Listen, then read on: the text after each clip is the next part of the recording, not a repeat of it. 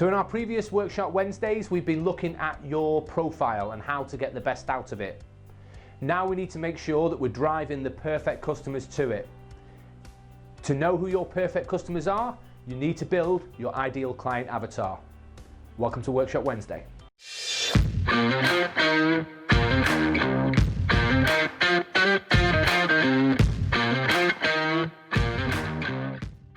So before we go any further, this series of videos is all about completing this. To make sure you get your perfect client avatar, make sure you comment below and we'll get that sent to you. On this week's Workshop Wednesday, we're going to talk about your ideal client avatar. Now, you're using LinkedIn and you have a huge database of people out there that you want to be getting in touch with. The main thing that you need to know is who is it you want to get in touch with? Who is the perfect person for you to be speaking to? Now, in the business world, the best way to do this is to build your avatar. Now, here at InSurge, the point of us creating InSurge Unlocked, one of the reasons was to give you an insight into how it works within our digital agency. So I think the best way to do this is to show you how we put together our avatar for InSurge. So first and foremost, I'm going to talk about Mike. So Mike is our client avatar, and I'm going to walk you through the steps of how we put together what Mike is going to look like and sound like and what kind of buyer he's going to be. So first of all, we're going to talk about who is Mike. Things like his age, things like that. And what does he do? So this is based around his career. His pains. What within his role, within his business, what kind of pains does he have? His goals and values within the company. The objections that he may give us to buying our product. And finally, what influences him. So let's talk about who Mike is. So we need to understand him as an actual person. So things like, how old is Mike? It's important to understand how old he is, where he is in his career. Gender. Is Mike male? Is he female? What kind of relationship Mike's in? Does he have any children? And how old are they? And whereabout is he based? All these things can vary, and it's important that you have a real understanding of exactly who he is as a person, right down to things like age and gender, because that can have an impact on how you're going to approach and engage with Mike. Secondly, let's talk about the what. So what does Mike do? What's his occupation? His job title, his income, and his education. So who's Mike? So Mike for our business is between the age of 42 and 54. Gender, Mike's male. Now Mike is going to be married, but due to the role and the commitment of that role that he's done over the course of his life, it's highly likely that this is Mike's second marriage. Again, due to this, he's likely to have 2 children in their teen years and 1 toddler with his new wife, the nanny. I'm only joking.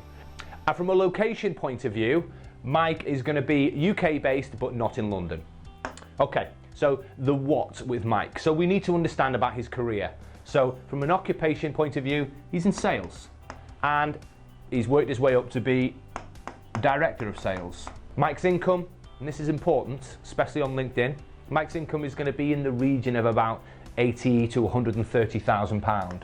And his education level, due to the fact that he's got right through to sales director, it's highly likely, like a lot of sales directors, that he started his career right from the bottom, working in sales from the ground up. So he probably did that from a young age, so it's highly likely that he didn't go to university. So I'm going to say University of Life. Quote. What's the kind of thing that Mike would say? Our belief, work smarter, not harder. That should give you a kind of idea of the kind of guy he is. So let's talk about Mike's pains. This goes for you as well in your business. You need to understand, as we need to understand, the pains and challenges that your potential ideal customer is having on a daily basis, weekly basis, within their business and within their role. That's how you're going to appeal to them. That's how you're going to make you and your business relatable to them, by identifying those pains and being able to make sure that the engagement and the content that you put out there is actually singing and dancing right to them specifically. So the first bit for Mike is change management. And that's a challenge that a lot of businesses have, and you may well be having yourself, is getting people to adapt to new ways and new ideals within the business. And because of that, staff retention. These two things can be quite closely linked. And you may be finding that keeping quality staff can be an issue, especially within sales. Also, the rising cost of acquisition. Now, what I mean by that is how much it's actually costing his business to bring in new customers, to get that new business through the door, and the problems that come with the rising costs of that. And to go hand in hand with that, tough competition. Sales has never been easy. And for many of you, you will be in a similar position where generating new business is tough. And if you are in a market that is tough, you know, if you're in a market that is actually got lots of competition out there and you're all driving each other to drive down prices and push quality, then competition is going to be right at the forefront of Mike's problems and challenges that he's going to have. And data. So for us as a business, we know that the people that we speak to and our ideal customers, one of the problems that they have is getting good data. And with the introduction of GDPR last year, it's had a real impact on how businesses are able to speak to their potential customers, and the cost of that data and the amount of it that's out there. So we know that that's going to be something that people are going to find difficult. And very simply, time. For those out there working their backsides off on their businesses, it always seems to be the one commodity that we never have enough of. So they're the challenges he's facing. Let's talk about the real pain points that Mike faces and what your Mike might be facing. So first of all, missing sales targets. This is a core metric that Mike is going to be judged on within his business, that his books are going to be judged on. If you're not bringing in enough business, that's a problem. So missing sales targets and revenue targets for you and for Mike can be a problem. So if you're trying to get out there to your customer, you want to be making sure that the kind of thing that they're going to struggle with, that you're actually talking about. We mentioned before about change management and staff retention. One of the pain points is the staff not wanting to embrace change. This is human nature, and this works for every single business out there. You are always going to have staff who like what they do and have ways and means of doing their particular role who don't want to change. It's absolutely important that the people at the top lead that change, and that's where it becomes quite difficult for a sales director, and that's why it becomes one of his pain points. Social media. Most sales directors of this particular age group that we discussed, 42 to 54, we're not born into social media. This is something that's new to them over the last 10, 15 years.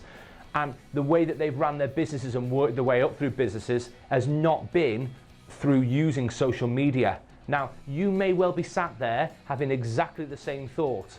Social media is difficult. Social media is new. Social media is something that I don't know how to integrate into the business. And Mike is having exactly that same thing.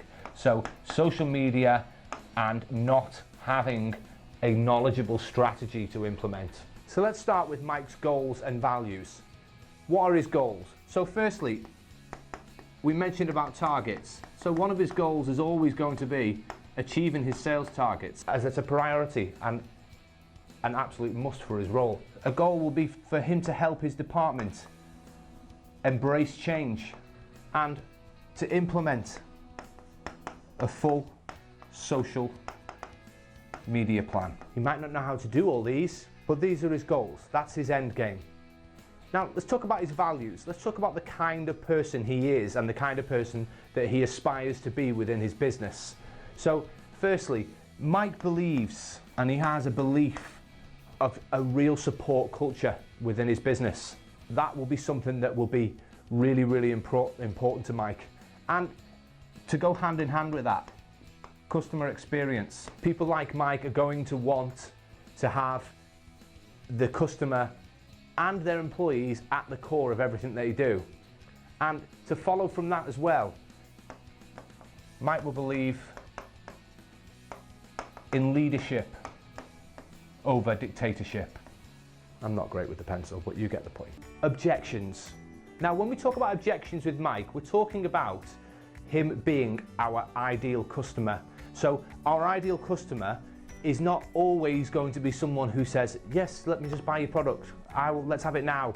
The ideal customers are going to have objections too. So let's talk about a little bit of the kind of objections built with questions that they're going to have. So one of the objections is going to be about how he's going to get a return on investment. Objection about getting his staff to buy in. We've talked before about how it was difficult for him to get the staff to change, so integrating something new like digital and social media within the business can be difficult. Implementation time.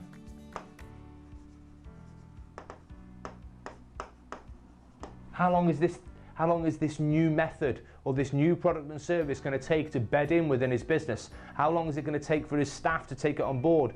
And how long is it going to take for him to start to get a return on investment from it? Potential customer interpretation. So, with new methods and using social and digital, how are his potential customers going to take a different kind of method, a different way of them being sold to?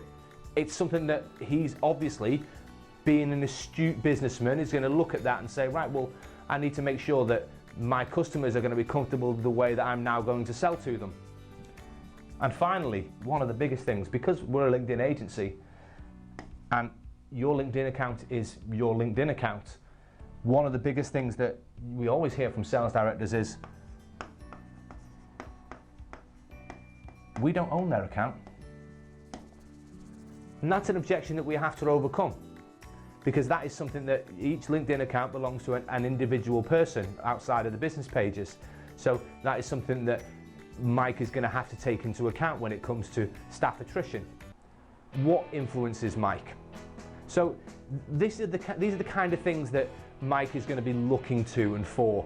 As a business leader, he's going to be looking to different methods of self-improvement and information and getting information, keeping up to date with things, etc. So what kind of books would he read? So for example, Start With Why by Simon Sinek. Also The Art of Closing by Brian Tracy, and maybe even Crushing It by Gary Vaynerchuk. From a website point of view, probably doesn't spend an awful lot of time trawling through a lot of websites, but the kind of ones that he would be looking at the content on is entrepreneur.com. There are going to be influential people in the business world and in the speaking world, and even in the life world, that Mike will be looking to for guidance and inspiration. So people like Tony Robbins, or again Gary Vee, or even Brian Tracy, as we mentioned from the book. And to push his business forward, we'll be attending sales conferences, whether that be exhibiting or just attending to try and build up his knowledge, things like the B2B Sales Expo. And again, as we mentioned before, social media will now start to becoming a big part of what Mike is doing and right at the forefront of his mind. So he is likely to be using LinkedIn to at least a small amount. Is probably building up his knowledge using YouTube, and as the modern way at the moment, extending his knowledge by listening to podcasts. So now that you've got all that information together about Mike, our information about Mike, and when you do yours, you'll have all these broken down bits.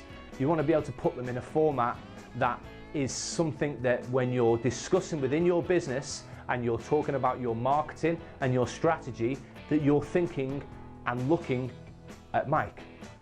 And that's what we do. So we put it in a format that is easy for everyone within the business to understand Mike. Everyone knows who he is. Everyone knows what problems he has. Everyone knows what his influences are. Everyone knows what his goals and values are and the kind of objections that they may come up against. So this is absolutely vitally important to how we approach our business. And your client avatar needs to be right at the forefront of how you approach your business. So what you can do is you can do this all yourself. I've got a template that you can download that is literally going to give you every single piece here, the targets of all what you need to put in, and you can enter these yourself so that you can get them absolutely as an inherent part of your sales strategy and processes within your business. The really important bit here is how this is going to help you. You now, every step of the way within your business, need to be looking at how to get in touch with your mic. So when you're on the internet, when you're picking up the phone, when you're looking on LinkedIn, you need to be looking for Mike. You need to be looking for the kind of traits and the kind of things that we've discussed here that you know he has. And on top of that, if you're putting out content, if you're messaging, you're direct messaging, you're engaging with them on social media, you need to be looking to be doing that with your version of Mike. Now there's a lot of you out there that might be thinking, I can sell to anyone. Our product, there's tons of people who can buy our product. That's fine. The important thing here is that you can have more than one avatar. You may have more than one product. You may have more than one service or offering, but it's absolutely vitally important that for whatever that product or service is on an individual basis, that you know your ideal customer for that product and service. There may be somebody in your business who has a different kind of avatar to you. So you may have one area of the business that you focus on and your avatar may look like Mike, and another person in your business may have an avatar that looks something completely different. But it's important that for all the different types of people who buy your product, you have an avatar. Thanks for watching. So on the first video, we talked about your worksheet and you filling in to build your own perfect mic. The whole point of this was that so that you can build your exact customer and make sure that when you're reaching out to the right person. Follow me on LinkedIn, subscribe to our YouTube channel, and comment below to tell me exactly how it's gone building your perfect client avatar.